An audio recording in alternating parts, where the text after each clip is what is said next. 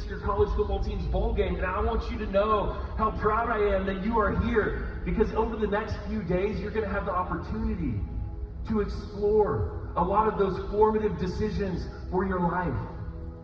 You made an incredible decision, and I'm glad that you're here. So Jesus, he took a bunch of people in their formative years, just like the years that you're in right now, and he took them to a spiritually confused place, just like the college campus that you came from. And he did it to ask them one uncommon question. But before he does, he asks one preliminary question. He says this: Jesus said, "Who do people say the Son of Man is?" And the disciples replied, "Some say John the Baptist, others say Elijah, and still others Jeremiah or one of the prophets." You see, well-known people, they carry a reputation. So I'm going to, put some people on the screen, and let's just kind of see what their reputation is. Right now, we got Taylor Swift. She's a little played out, but, Taylor Swift, she's a little polarizing. She either ruined the NFL and Travis Kelce's fantasy football numbers, or you sold your car so she could go to the Eras Tour. There's really no in between. Next one, Arch Manning. Arch Manning, okay, there we go, there's the UT section.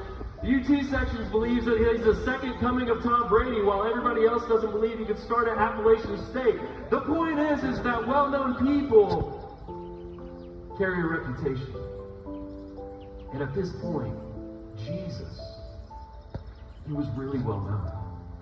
He was really well-known. And so Jesus is looking at his disciples, and he wants to know what the cultural chatter is about him. What do people say about him? Amongst this spiritually confused environment, what do people think where he fits into their life? And so Jesus says, "Who do you say the Son of Man is?" And now that word Son of Man is the primary way that Jesus would refer to himself. He calls himself the Son of Man over 80 times in the New Testament. And so the disciples would have known exactly the question that Jesus was asking. He was asking, where do I fit into people's lives? Where do I fit into people's lives? And the disciples answer him. And they say, hey, some say John the Baptist. And John the Baptist was kind of this crazy guy that eats locusts and honey. And they say, some say Elijah. Well, Elijah was this kind of confrontational guy that was always telling people to repent, kind of angry. They say, some say it's Jeremiah. And Jeremiah was kind of this emotional guy,